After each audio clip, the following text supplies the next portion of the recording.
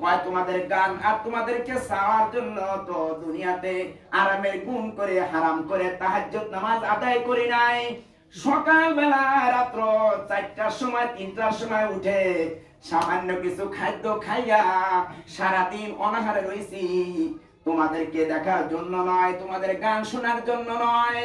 ক্লান্ত শরীরে আবার এশারের নামাজ আদায় করেছি, তারাবির নামাজ আদায় করেছি, আবার ক্লান্ত শরীরে রাত্রে গভীরে উঠে তাহাজ্জুদ নামাজ আদায় করেছি। তোমাদেরকে দেখার জন্য নয়, তোমাদের গান শোনার জন্য নয়। এই কথা বলার সাথে সাথে ওই হুরগালামেরা আল্লাহর দরবারে ফরিয়াদ করবে। আল্লাহ রাব্বুল আলামিন প্রশ্ন করবে হুরগালামেরদেরকে, হে হুরগালামেরা, তারা কি বলে? কয় আল্লাহ এই বলে। কয় তারা কি চায়? কয় চায় জান্নাত তো আরামের জায়গা তাদেরকে দিয়েছেন এবং আপনাকে কেউ দেখে নাই, আপনাকে দেখতে তারা চায়। সুবহানাল্লাহ। বলে যে আল্লাহ রাব্বুল আলামিন বলতেছে, এই হুরগালামেরা তোমরা বলে দাও, আমি আল্লাহ রাব্বুল আলামিনের কুদরতি রহমতের সুসজ্জিত অবস্থায় সুন্দর শরীরে আমি আমার জান্নাতি ব্যক্তিদেরকে, জান্নাতি বান্দাদেরকে আমি আল্লাহ রাব্বুল আলামিন দেখা দেব। খানা পিনা সারিয়াতে, সুতরাং আমি উহার পুরস্কার দেব রোজার দুটি আনন্দের সময়, একটা হলো ইফতারের সময় আর একটা হলো, সুতরাং আমি উহার পুরস্কার দেব রোজার দুইটি আনন্দ, প্রথম হলো ইফতারের সময়, দ্বিতীয়টি হলো আল্লাহ শহীদ মুলাকাতের সময়। আল্লাহর শহীদ মুলাকাত কি পৃথিবীতে করতে পারবেন নাকি? পারবেন? পারবেন না। মুলাকাতের সময় ওয়ালা খালুফু ফামিস সাইমি আতায়াবু ইনদাল্লাহি মিন নিশ্চয়ই রোজাদারের মুখের ঘ্রাণ আমার নিকট কস্তুরী সুগন্ধ হইতে আদরণীয়। রোজাদারের যে মুখের থেকে একটা গন্ধ আসে, এটা তো মুখের থেকে আসে না। আবার অনেকের দাঁত মাজা, দাঁত মাজার কারণে অনেক সময় গন্ধ আসে। দাঁত আপনি মাজবেন, মাজার পরে খালি পেট থাকার কারণে ভিতর থেকে টাকা সব ওঠে কি ওঠে না, ওঠে কি ওঠে না। এই গ্যাসটা হলো আল্লাহ রাব্বুল আলামিনের কস্তুরীর থেকে আল্লাহর কাছে উনি অনেক পছন্দনীয়। সুবহানাল্লাহ। রোজাদার সুগন্ধ হইতে আদরণীয়। ফাইযা কানা ইয়াউমু সাওমি আহাদিকুম ফালা ইয়ারফুস ওয়ালা ইয়াসখাব। রোজা ঢাল স্বরূপ তোমাদের কেউ যেন রোজার দিনে ঝগড়া কাজ ও বিবাদ বিসম্বাদ না করে। যদি কেউ কাহাকে গালি দেয় বা তাহার সহিত বিবাদ করিতে চায়, তবে সে যেন বলিয়া দেয় যে আমি রোজাদার। বুখারী মুসলিম শরীফের হাদিস। রোজাটা হলো ঢাল স্বরূপ। রোজাটা কি? ঢাল স্বরূপ। যেমন যুদ্ধের ময়দানে ঢাল নিয়ে যায় না, যায় কি যায় না? যায়। আর রোজাটা হলো আপনার দেহের জন্য একটা ঢাল। মাহে রমজানের রোজা আপনি রাখবেন, আপনার ঢাল ব্যবহার করলে সব যত কাজ আছে, যত শত্রুতামির থেকে আছে, সব শত্রুতামির থেকে আল্লাহ রাব্বুল আলামিন ঢাল হিসেবে রোজাটা আপনাকে প্রেরণ করেছে, একটা হাদিয়া দিয়েছে, একটা ঢাল। এর একটা ঢাল। আপনি রোজার দিনে রোজা রয়েছেন, আপনি কারোর সাথে ঝগড়া করবেন না। আর আপনার সাথে যদি কেউ ঝগড়া করতে চায়, তাহলে তাকে বাধা দিবেন যে ভাই তোমার সাথে আমি ঝগড়া করতে আসি নাই, আমি তো রোজা। এবার বলতে পারেন যে ঝগড়া কেন করি? শয়তানের তো আল্লাহ শিকল লাগাইয়া সাগরের ভিতরে ডুবাইয়া রাখছে। শয়তান নাই, ঝগড়া আসে কোথা থেকে? ও তো শাবান মাসের 1 মাসে যে ইঞ্জিন স্টার্ট দিছে, ওটা তাপপত্য নাফসের সাথে ওটার হিট দিয়ে থুয়ে গেছে। ওটার কারণে মাঝে মাঝে আমরা চেতে উড়ি। কি উড়ি কি উড়ি না, একজনের সাথে একজনের ঝগড়া করি। ঠিক না, ঝগড়া করবেন না। وقال صلى الله عليه وسلم لكل شيء زكاة وزكاة تنزل الصوم رواه ابن ماجه। হুজুর সাল্লাল্লাহু আলাইহি ওয়াসাল্লাম বলেন, প্রত্যেক জিনিসের যাকাত আছে, তাই শরীরের যাকাত হইল রোজা। প্রত্যেক জিনিসের যাকাত আছে, তাই হলো শরীরের যাকাত হলো আপনার রোজা। যদি আপনি রোজা রাখেন, তাহলে আপনার শরীরের যাকাত আদায় হয়ে যাইবে। মানে যাকাত মানে আপনার বিপদ আপদ বা মুসিবত থেকে আপনার দেহটা পবিত্র থাকবে, রোগ ব্যাধি থেকে আপনার দেহটা পবিত্র থাকবে। এখন বলতেছেন আকিমুস সালাত, হুজুর বলেছেন সালাত কায়েম করলে আল্লাহ রাব্বুল আলামিন বসে রিজিকের ব্যবস্থা করবে। আমরা তো সালাত কায়েম করি, রিজিক তো হয় না কেন? ওরে ভাই, সালাত কায়েম করলে রিজিকের ব্যবস্থা এই জন্য হয় না, ওই সালাতের মতো সালাত আমাদের হয় না। রোজা রাখলে আমাদের দেহর যত বালা মুসিবত আছে, রোগ ব্যাধি আছে, সব থেকে আমার দেহটা কেন পবিত্র থাকে না? দেহটা কেন মাহরুম থাকে না? ওরে ভাই, রোজাটা তো আল্লাহ যেভাবে বলেছে সেভাবে আমাদের পরিপূর্ণ হয় না। এই জন্য আমার দেহটা এই পবিত্র রাখবে কিভাবে? ওইভাবে তো আমার দেহটা পবিত্র রাখার মতো রোজা হয় না, ঢালটা তো ওইভাবে ব্যবহার করা হয় না। কি ঠিক না বেটি? আজকে দিনের ভিতরে রোজা রেখে অনেকজনে গীবত করেছি, শিকায়ত করেছি, পরনিন্দা করেছি, আরেকজনের গালি দিয়েছি, মিথ্যা কথা বলেছি, পরের মাল ভক্ষণ করেছি, সুদ খেয়েছি, ঘুষ খেয়েছি, একটা না একটা খারাপ কাজ করেছি, যেগুলো আল্লাহ নিষিদ্ধ করেছে সেই কাজগুলো আমরা করেছি। করার কারণে আমার রোজাটা কি হয়ে গেছে? দুর্বল হয়ে গেছে।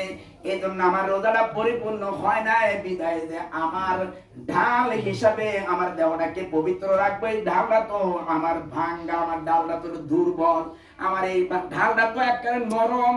এই জন্য আমার ঢালটায় আমার দেহটাকে সেক দেয় নাই, আমার ঢালটায় আমার দেহটাকে পবিত্র রাখতে পারে নাই। আমি কি দেমিল বললাম ভাই? নামাজের রিজিকের ব্যবস্থা কেন হয় না?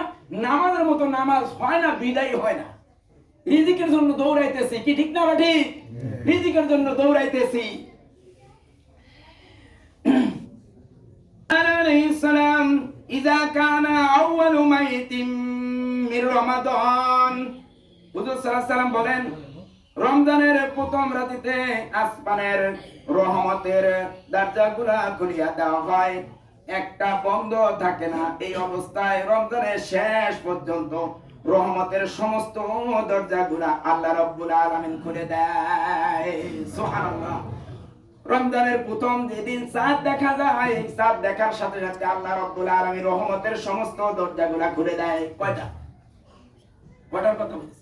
একটা তো বলে নাই।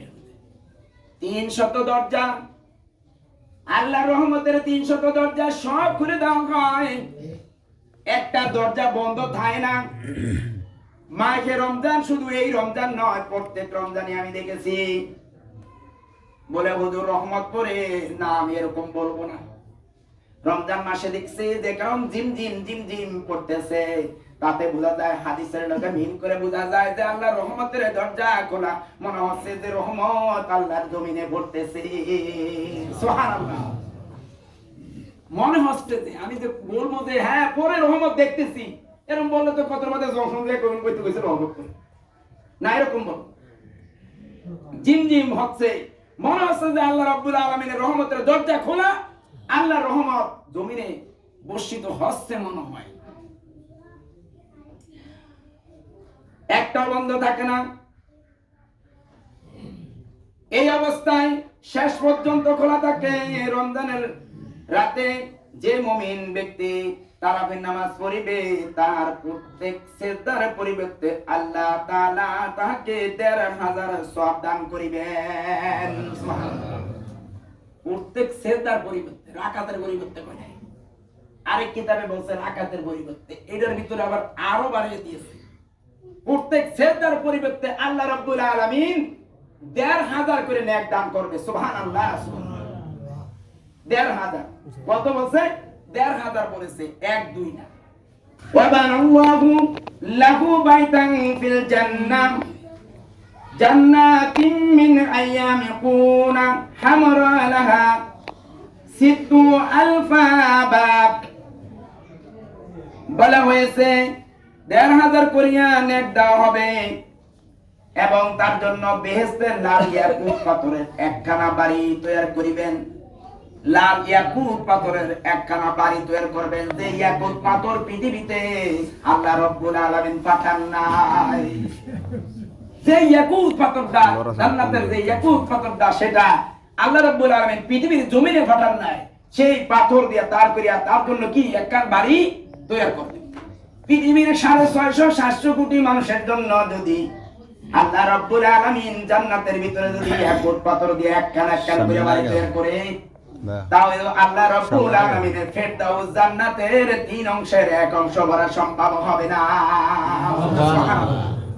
সম্ভব হবে না। যে জান্নাত একটা, শুধু একটা, 8টার ভিতরে একটা, যেটার নাম হলো জান্নাতুল ফেরদাউস। আল্লাহ রাব্বুল আলামিন বলছে যে জান্নাতুল ফেরদাউসের ব্যাপারে তোমরা প্রার্থনা করো, তোমরা জান্নাতুল ফেরদাউসের ব্যাপারে প্রার্থনা করো, অবশ্য অন্য জান্নাতের ব্যাপারে প্রার্থনা করিও না, কারণ ওইটার ব্যাপারে প্রার্থনা করবা, যদি আল্লাহ ওইটা না দেয় তোমাকে আরেকটা দিবে। আর যেটা থেকে দুধের নহর, শরবতের নহর, মধুর নহর, ওইটাতে প্রবাহিত হয়, সাগরের মতো পানি যেরকম স্রোত বের হয়ে আসে, ফরেক্কার বাদ ছাড়লে যেরকম পানি খারিয়া বেরিয়ে আসে, এর থেকে আরো স্পিরিটে ওটার থেকে, নহর গুলার থেকে দুধ আসে এবং শরবত আসে, মধু আসে, অন্য জান্নাতীদের বক্ষণ করার জন্য, অন্য জান্নাতে ঢোকার জন্য। এই জন্য বলা হয়েছে ওই জান্নাতের জন্য তোমরা প্রার্থনা করো, যে জান্নাত আল্লাহ রাব্বুল আলামিন বেশি উচ্চ মর্যাদা দিয়েছে। এই জান্নাতের দাম হলো 6666 টাকা। কয়টা? 6666 টা জান্নাত। সেই জান্নাত আপনাকে আমাকে দিবে যে যারা রোজা রাখছে এবং সুন্দরভাবে সঠিকভাবে নামাজ আদায় করেছে। কারণ বলে হুজুর 6666 টাকা, কোরআনের আয়াত কয়টা? 6666 আয়াত। কেউ আবার একটু বেশি হোক, কেউ একটু কম।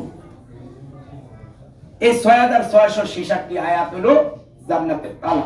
আল্লাহ রাব্বুল আলামিন আমাদের প্রত্যেক রোজাদারের ওই জান্নাতে যাওয়ার মতো এরকম ইবাদত করার তৌফিক দান করে। সকলে বলি আমিন। আলহামদুলিল্লাহ। শোনো।